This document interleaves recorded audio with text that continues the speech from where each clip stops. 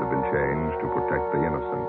Fatima Cigarettes, best of all long cigarettes, brings you Dragnet.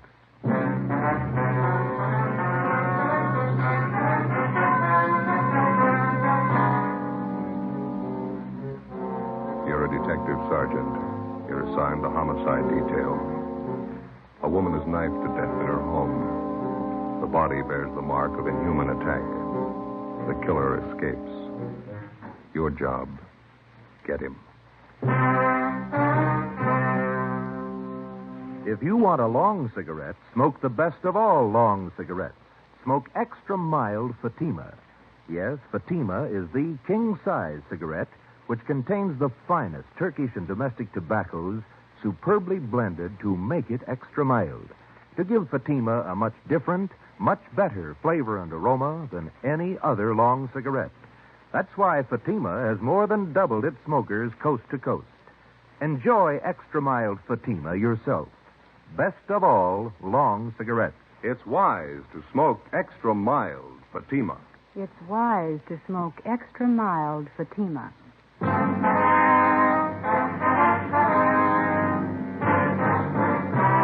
Dragnet, the documented drama of an actual crime.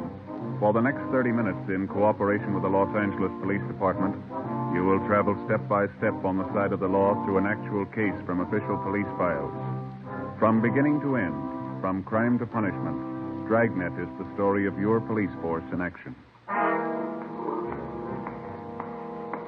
It was Wednesday, September 29th. It was warm in Los Angeles. We were working the night watch out of homicide detail. My partner's Ben Romero. The boss is Captain Blaine Steed. My name's Friday. I was on the way back from the interrogation room. It was 11:23 p.m. when they got to room 42. Homicide. Hi, Lorraine. Hello, Joe. Like type this up for me? This dead body report. Yeah, okay. Thank you. Joe, How you doing? they bring Palmer in yet? He's in the interrogation room. Captain's with him. What's his story? He claims he had nothing to do with it. You contact any of the boys' relatives? Says he hasn't got any in town. It was just him and his mother. You called Juvenile Hall, didn't you? Yeah, they'll look after him for the time being. Pretty big shock for a kid. Yeah. Did you get anything out of him? Harry and I have been talking to him. Just starting to make sense. You want to lend a hand? Sure. We're going to leave tomorrow, my mother and I. She had a day off and we were going to leave. That's all I know. That's all she told me. Harry? Hi. You want to give it a try? Yeah. All right, Robert. Come on, son. It's going to be all right now. We need your help, Robert. Think you could answer a few questions for us? How about a bite to eat, son? I get you something? No, I'm not hungry. I'm okay. That's the stuff. Well, here, take it. It's a clean handkerchief. Yeah. Well, you're the cop that drove me down here, aren't you? That's right. Not going back to the house. You won't have to, son. I'm never going back to that place. All right. Oh, it was awful. Could you start from the beginning for us, Bob, and just take it easy? Tell us what you know. Okay. Think I could have a coat? I'll pick up a couple. Be right back. Right here. Thanks, Harry. Well, all I know is I left the house about 7:30. Mom gave me the money to go to a show.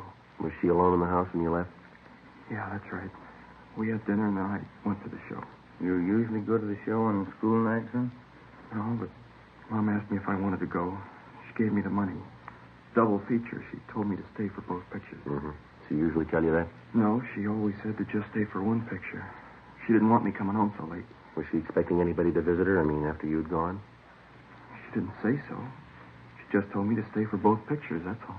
What time the movie let out? Almost 11 o'clock. Pretty late, so I went straight home. Mom was in the bedroom. She was on the floor. There was this knife, this big knife. What'd you do then, son? I ran outside, hollered. Wallace's came over from next door. Went inside and looked, and they called the cops. That knife you saw in the bedroom. There was blood on it, all over it. It was terrible. Did you ever see the knife before? Yeah. Yeah, Roy gave it to my mom last year. It's a bowler knife. Who is this Roy? Mom's boyfriend. One of them. He's in the Navy. Was he at your house tonight? I told you it was just Mom and I. Roy had a fight with Mom about 2 weeks ago. He said he didn't like her having other boyfriends, and they had a fight. They argued, is that what you mean? Yeah. And once Roy slapped my mother. You want one of these, Joe? No, thanks, Harry. Okay. There's your Coke, Rammy. Oh, yeah. Son, did you know most of your mother's friends? Most of them, yeah. Can you think of any of them who might have wanted to hurt your mother? I don't know. Roy Palmer, maybe. He was mad at her. He's the only one I can think of. I don't know. I don't want to think about it anymore. All right, son. We won't bother you anymore tonight. Thanks a lot. Yeah. Beth, Mm-hmm. you want to follow through with juvenile hall, see if the boy's taken care of? Okay. You going to be in the interrogation room? Yeah, I got a few more questions for Roy Palmer. Right. Check you later. Okay.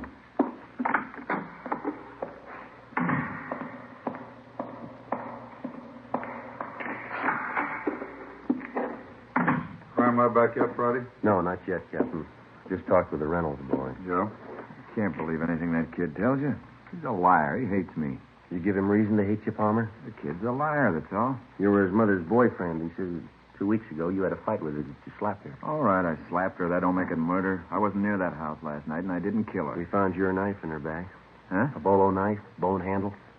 It's not mine. I gave it to her a year ago for a present. Didn't even know she still had it. Look, why do you have to pick on me? Because you had a motive and you haven't got an alibi. What about all those bums you used to run around with? Why don't you ask them for alibis? When we find them, we'll ask them. Do you know any of them, Palmer? The other men that she went out with? How'd I know? The only time she ran around was when I was on sea duty. And how'd you know she was running around? Friends of mine. You saw her out with these guys. I get it. Interrogation room, Friday. Lee Jones, Joe. Just got back from the Dixon house. Anything? Off to a fast start. Leighton Prince checked the murder weapon, that knife. Dusted the handle. Yeah? Fingerprints, perfect set.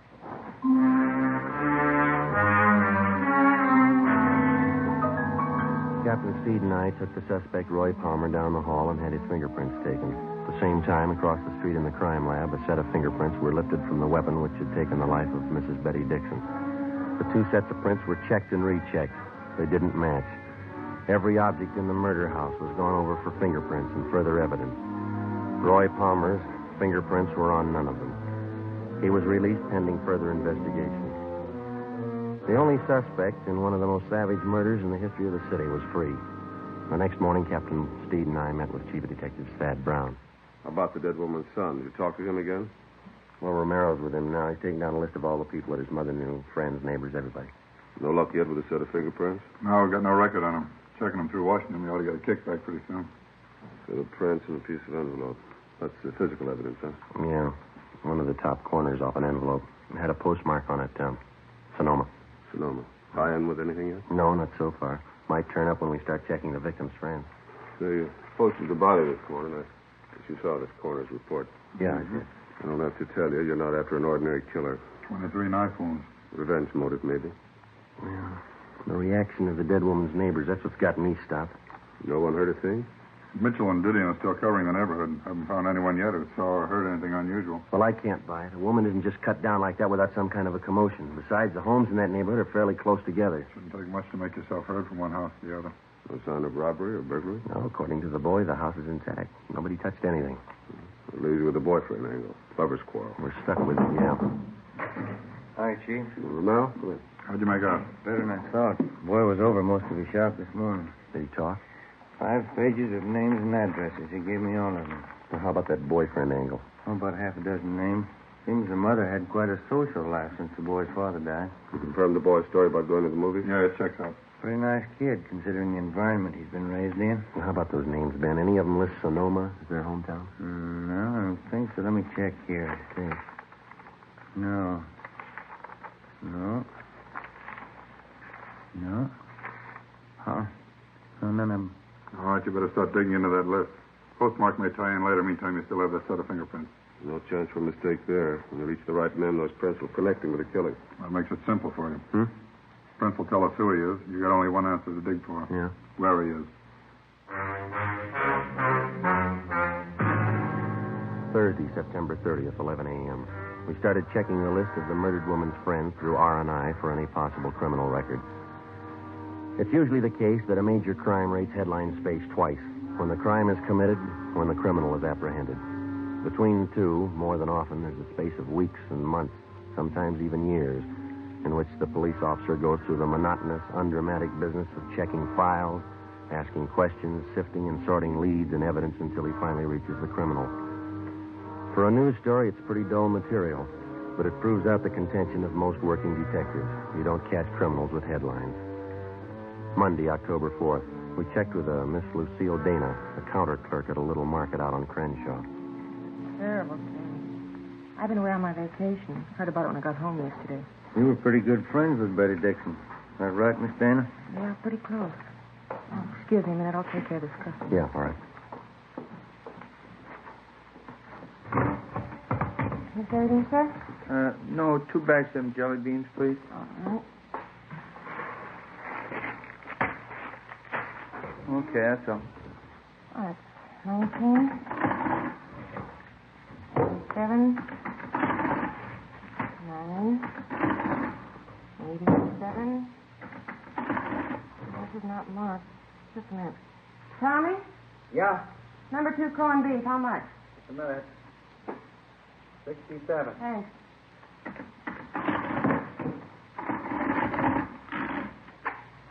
$2.17 out of 5.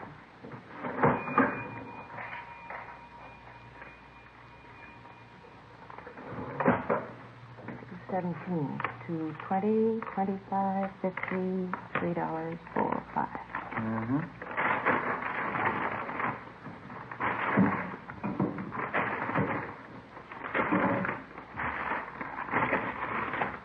Thank you. Okay. I just can't get over it, Sergeant. Poor Betty. We understand that you used to go out with the Dixon woman, Miss Dana. Do you know most of her close friends? Well, most of her men friends. We used to double date a lot together. Mm-hmm. I wonder if you'd take a look at this list of names that we have here. All right. Let's see. Mm-hmm. Now, does that about cover all her boyfriends, all that you knew of anyway? Yeah, I think so. Let's see. Tony Morris, Gilbreeze, Al O'Neill. You don't have Floyd down here. Who was that? Floyd who? I never did know what his last name was. He used to take both of us out, Betty and I. Seemed to like her quite a bit. When's the last time she was out with him, do you know? Oh, 5 or 6 months ago at least. Kind of strange. How do you mean? Floyd. Jealous, you know. Hot temper. Said he was Spanish, but he had a light complexion. Oh, excuse me, please. Sure. Yes, sir? A pack of that mint gum and some lighter flints, please. Yes, sir. 25. Thank you. All right.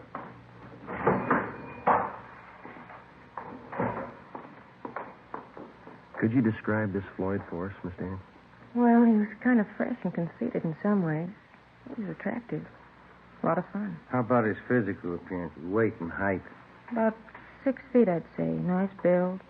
180 pounds, I guess. Mm-hmm. Dark hair, dark brown eyes. Good dancing. How do you and Miss Dixon get along? Oh, I don't think he did. Floyd and Betty used to fight all the time, but she used to fight with Roy Palmer, too. I don't think Floyd did.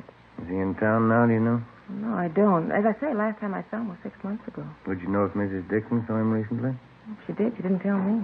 You have no idea then where we could get in touch with this Floyd. Well, no, I don't. He's from up north originally. Is that so? Yeah, Sonoma. Ben and I went back to the office and got up a teletype to the Sonoma Police Department along with a description of the suspect named Floyd.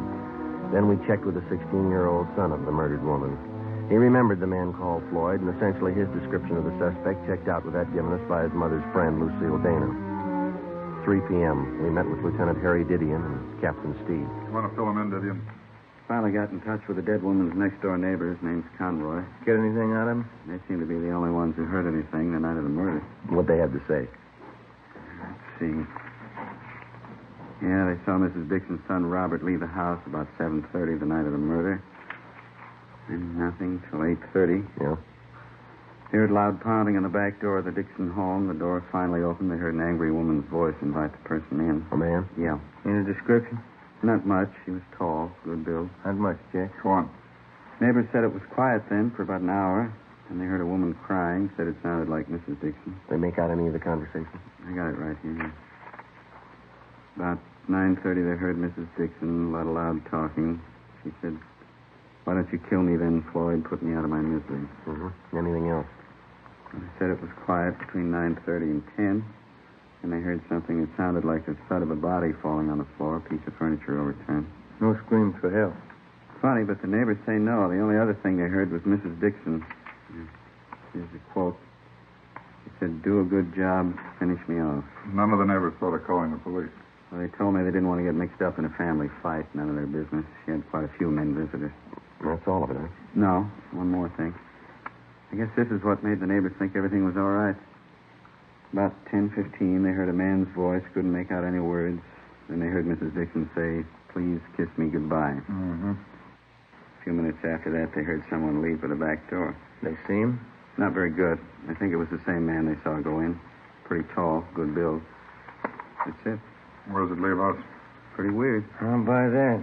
Oh, I don't know. She was supposed to be a sane woman. She'd have to be pretty drunk to ask a man to kill her. The man would have to be pretty drunk to take her up on it. Why the killer used that bolo knife on the victim? That piece of envelope we found by the body.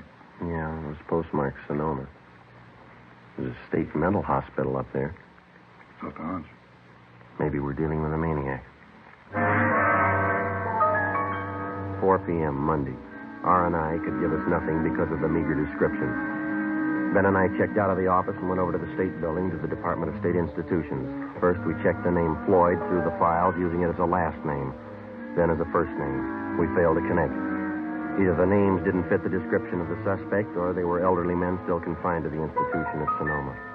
We checked through the files using Floyd as a middle name. We came up with 2 recent parolees from Sonoma. Both matched the description almost perfectly. Both had the middle name of Floyd. We checked out the first one, Charles Floyd Johansson. We found out that he'd been returned to Sonoma almost a month before. The second parolee still had his freedom. We took a set of his fingerprints back to the office and had them checked out with a set of prints found on the murder weapon. How's it shape up, Joyce? Richard Floyd Coleman. That the right name? Yeah, any make? He's your killer.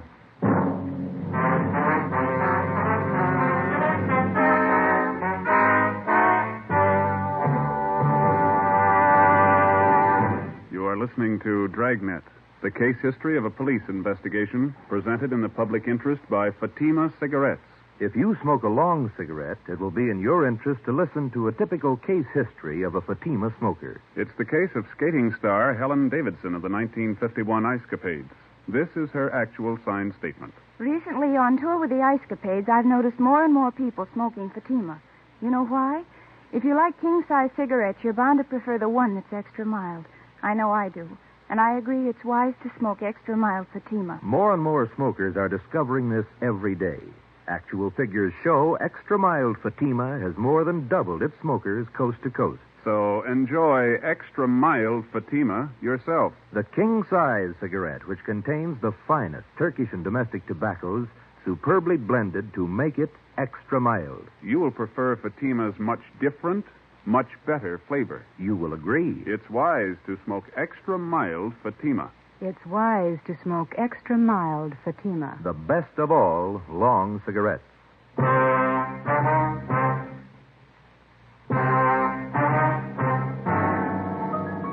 Monday, October 4th, 7 p.m.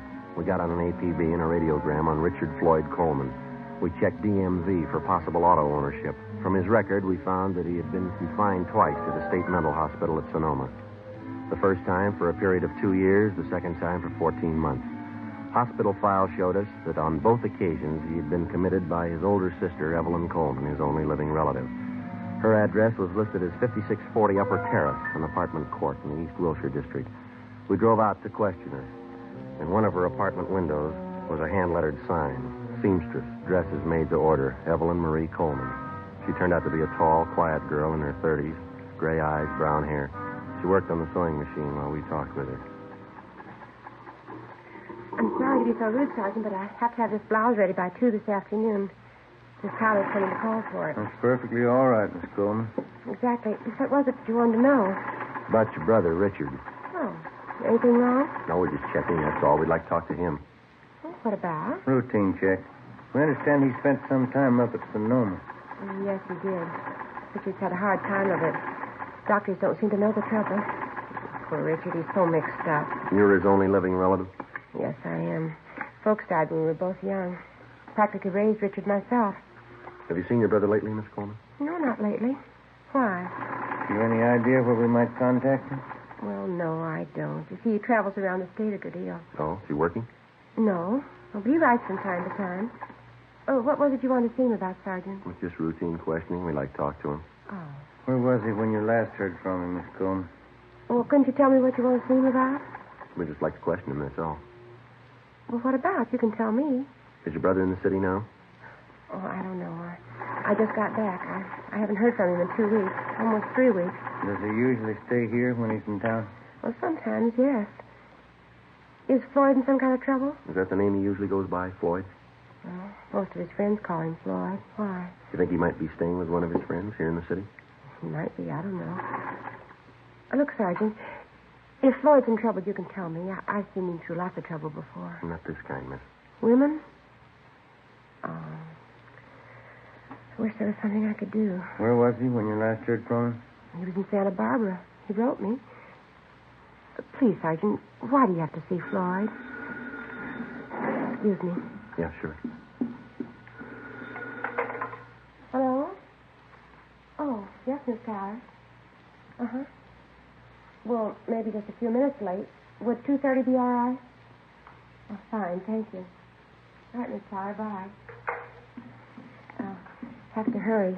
Mrs. Tyler's blouse. Sure, you go right ahead. I really don't make much of a dressmaker, but I'm saving up. I'm going to buy a place in the valley farther out. It'll be fine for Floyd and me. It'll be awfully good for him. Floyd has to get away from excitement. He's awfully nervous. Say, Miss Coleman. Yes, Sergeant? Are those your brother's suitcases in the alcove back there? Yes, they are.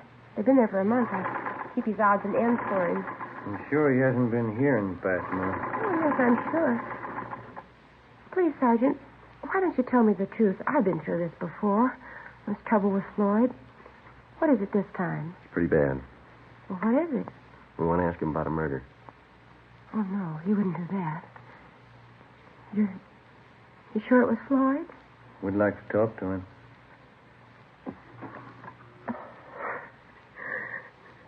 Floyd. Floyd. It didn't have to happen. I was going to buy a place in the valley. Floyd would have liked it there. I was going to take care of him out in the valley. Do you have any idea where we could find him, Miss Coleman? No, I don't. I don't know where he is. Santa Barbara, that's the last I heard. I've been worried about him. If he was in the city, would he come here to stay, ma'am? Well, he did before, yes, but I don't know about now. Does he have a car? No, not that I know of. No, I don't know what he's living on. He doesn't have any money. Who was the woman? Oh, Mrs. Dixon. Seems to know your brother pretty well. Oh, boy. You better grab that, Ben. Yeah, all right. Hello. Yes. That's all right. Thank you. Yeah. Mrs. Tyler, she'll pick up her blouse tomorrow.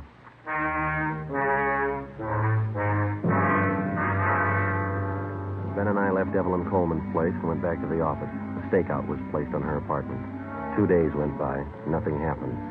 Despite the fact that the suspect's sister had promised to cooperate fully with us in locating her brother, a team of men was assigned to follow her wherever she went as insurance against any possible slip-up. As far as we were concerned, no precaution was out of reason. A maniac was on the loose in the city, the same maniac who had murdered the Dixon woman. He'd done it once, and if the urge was there, he'd do it again. We sweated out the next 3 days. On the afternoon of the 6th day, we got an urgent call from one of the parole officers in the State Institutions Department, a Miss Gertrude Vaughn. Ben and I went over and checked with her. Call came in about 20 minutes ago, Sergeant. Man's voice. What do you have to say? He wanted to talk to me about the Betty Dixon case. Seemed nervous. You say you knew anything about it? I didn't want to frighten him off asking too many questions. I got the idea he had something he wanted to get off his mind. Well, did he mention anything specific? I mean, names, places, anything like that? No, but I got the impression he knew quite a bit about the case. What else? He promised he'd be here by 4 o'clock. Said he'd be ready to talk. Mm-hmm. Well, it's 2:45 now. All right, Ben. Okay. Pull up a chair. We waited. 3:15, 3:30, 3:45.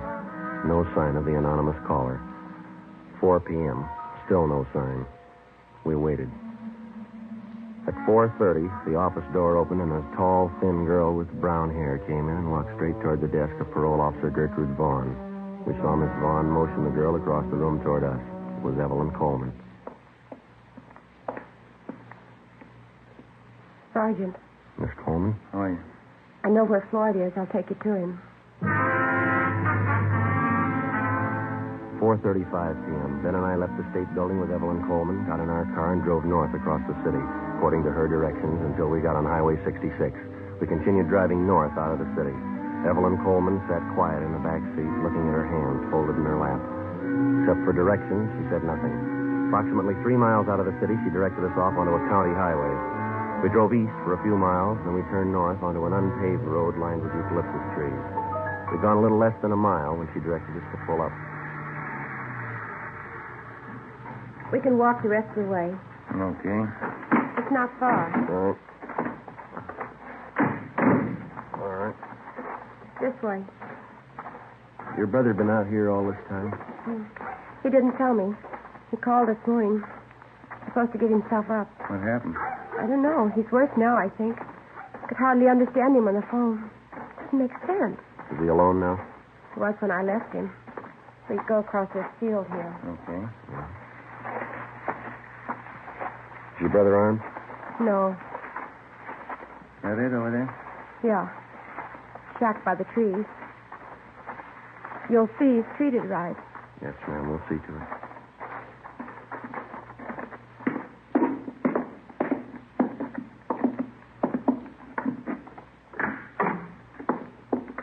Evelyn? Evie? I brought them in, Floyd. They'll take you back. I'm Richard Floyd Coleman. I want to tell you I killed Betty Dixon. All right, Ben. I wanted to marry her. She didn't want it. She dared me to kill her. I grabbed a knife. We can talk about it later, huh? She was lying on the floor. She said, "Kiss me goodbye." I held on to her. She seemed to go to sleep. We have to go, Floyd. You tell him, Evie, I loved her. You tell him that. Yeah, I will. She dared me to kill her. She said I didn't have the nerve. She asked me to. Yeah, all right. Come on. Try to tell him that at the hospital. Yeah. I'm not crazy.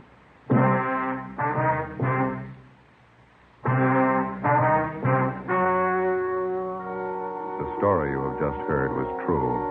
Only the names were changed to protect the innocent. On December 4th, trial was held in Superior Court, Department 86, City and County of Los Angeles, State of California. In a moment, the results of that trial. And now, here is our star, Jack Webb. Thank you. To prove a suspect's guilt or innocence, as in tonight's case, the working detective spends many a long hour with the man in question. In the interrogation room, the crime lab, with his friends, his enemies, gets to know his man well. And so with a cigarette. If you're a long cigarette smoker like I am, get to know Fatima. Live with it a while. Pack after pack their extra miles. Get to know the best of all long cigarettes. Smoke Fatima.